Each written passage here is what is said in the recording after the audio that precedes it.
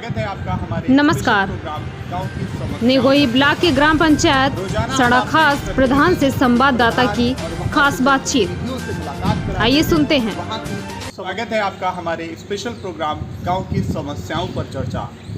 रोजाना हम आपको एक प्रतिनिधि, एक प्रधान और वहां से जनप्रतिनिधियों से मुलाकात कराते हैं, वहां की समस्याओं को लोगों तक पहुंचाते हैं। इसी कड़ी में आज हम ब्लॉक निगोई की ग्राम पंचायत संडाखास में आ चुके हैं।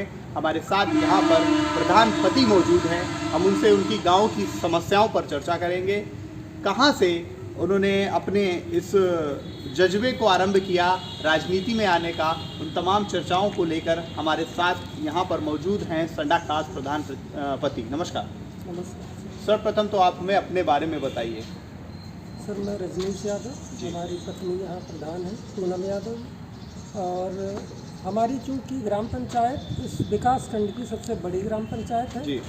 इसके बावजूद ये ग्राम पंचायत हमारी समझ से अभी काफ़ी पिछड़ी हुई है। बिल्कुल। इस समय भी गांव के अंदर लगभग 30% घर पूर्णतः कच्चे हैं, जिनके सिर पे छत नहीं है। शिक्षा व्यवस्था भी उतनी बेहतर नहीं है जो होनी चाहिए। बिल्कुल। जबकि संडाखास इस विकास खंड के समृद्ध गांव में से रहा है पूर्व में, लेकिन अब स्थिति इसकी ठीक नहीं है।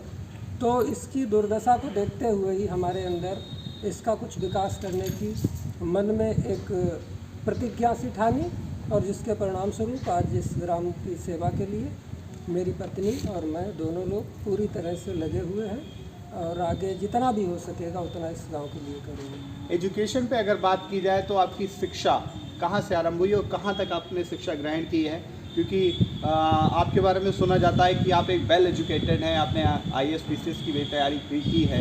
उसके बारे में भी हमें कुछ बताइए, जिससे जो युवा पीढ़ी है वो भटक रही है, उसको कुछ आप एक संदेश दे सकें। जी हाँ, बिल्कुल। मैंने पूर्व में सिविल सेवा की तैयारी की है और मेरी पत्नी भी पोस्ट ग्रेजुएट है। और इससे पहले अभी मैंने एक कोचिंग के माध्यम से लगभग क्षेत्र के मेरी समझ से लगभग 100 बच्चों को पुलिस में और सेना में नौकरी भी दिलवाई है। कोचिंग का नाम क्या रहा? जी, हमारी निष्ठा कोचिंग है। अच्छा। जी हाँ, उससे जो है और काफ़ी बच्चे अभी जो है शिक्षा मित्र को BTT सुपर टेट क्वालिफाई करवा के और उसके बाद वो आज अध्यापक पद पर कार्यरत हैं।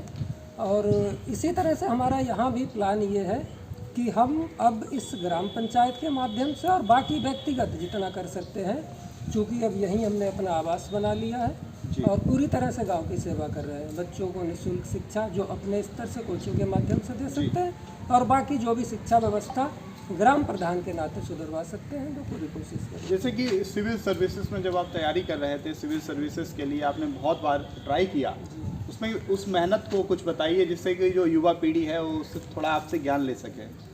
जी देखिए, मेरा एक ही कहना है कि अगर आप लक्ष्य तय कर लेंगे तो कुछ भी असंभव नहीं है।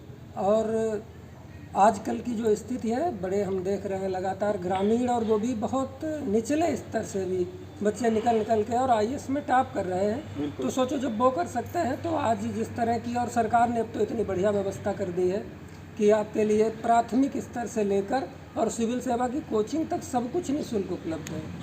तो हमें लग रहा है इसमें कुछ नहीं, सही आपको बस प्रेरणा और मार्गदर्शन की ज़रूरत है, और उसके लिए जितना हो सकेगा मैं भी अपने स्तर से यहाँ प्रयास करूँगा। जिस तरीके से आप ऊंचे पैमाने पर जाकर आप राजनीति की तरफ आपने रुख कर दिया, एक छोटा सा पायदान है प्रधानी का चुनाव, उसमें आपने जीत हासिल की है, अब आगे कहाँ तक जाने का इरादा है?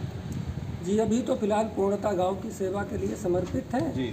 और आगे फिर जैसा लोग हमें रिस्पांस देंगे या लोग हमारे लिए क्या चाहते हैं वो तय करेंगे। ये समाज में जो शिक्षित व्यक्ति होता है वो वास्तव में समाज को एक क्या कह सकते हैं, सफलता की तरफ ले जाता है, समाज को एक अच्छा बनाने का प्रयास करता है। जिस तरीके से आप ग्राम पंचायत के लिए सोचते हैं, क्षेत्र के लिए क्या सोचते हैं, अपने ज़िले के लिए क्या सोचते हैं, क्या आपको समस्याएं लगती हैं ज़िले की, अगर जिला लेवल की बात की जाए?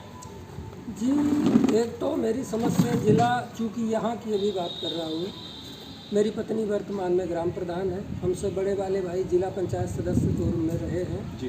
तो मैंने अभी जितना इन लोगों के साथ रह के देखा है, जहाँ तक विकासखंड निगोई की बात करते हैं, ये शैक्षिक रूप से अभी भी काफ़ी पिछड़ा हुआ क्षेत्र है। यहाँ ज़रूरत है जो युवा हैं उन्हें सही मार्गदर्शन की, और उसके लिए हमें लग रहा है यहाँ पर जो अभी शिक्षा की भी व्यवस्था है वो उतनी बेहतर नहीं है जी। मतलब यहाँ पर हालांकि कॉलेज है, प्राइमरी स्कूल्स हैं, लेकिन जो एक टेक्निकल मिलनी चाहिए उनको, या एक जो आगे उन्हें बढ़ा सके, उसके लिए नए नए स्थापित हो रहे हैं परंतु अभी नहीं है। बाकी रही बात जनपद स्तर पे, तो जनपद स्तर पे अभी जब हम अन्य जनपदों के साथ तुलना करते हैं हमारे शाहजहाँपुर की, जी। तो अभी काफ़ी पिछड़ा हुआ है कई क्षेत्रों में। हमारा प्रयास ये रहेगा कि सबसे मूल है शिक्षा और चिकित्सा। जिस दिन इन दो में पूर्णतः सुधार हो जाएगा, बाकी किसी भी चीज़ पर हमें इतनी ज़रूरत नहीं पड़ेगी, क्योंकि ये दो आधार है, ये आगे बढ़ा देंगे जनपद को। तो जो पूरा फोकस है वो शिक्षा और चिकित्सा पर होना चाहिए। हम अपने इस इंटरव्यू को समेटने के लिए आपसे आग्रह करेंगे, एक मैसेज देना चाहेंगे जनता को, क्षेत्र की जनता को, अपनी ग्राम पंचायत की जनता को और जनपद की जनता को? जी बिल्कुल, हमारा कहना है ख़ास तौर से अपनी ग्राम पंचायत वासियों के लिए कि आपको जब भी जिस स्तर की भी ज़रूरत हो, मैं 24 घंटे आपकी सेवा के लिए तत्पर हूँ, तैयार हूँ। आप निसंकोच आइए, अपनी समस्या बताइए, हमारे स्तर की होगी तो मैं उसे सुलझाऊँगा, नहीं तो हम अपने जो भी ऊपरी अधिकारी हैं, कर्मचारी हैं, उनसे मिलकर उसे सुलझाने का प्रयास करेंगे। बहुत बहुत धन्यवाद।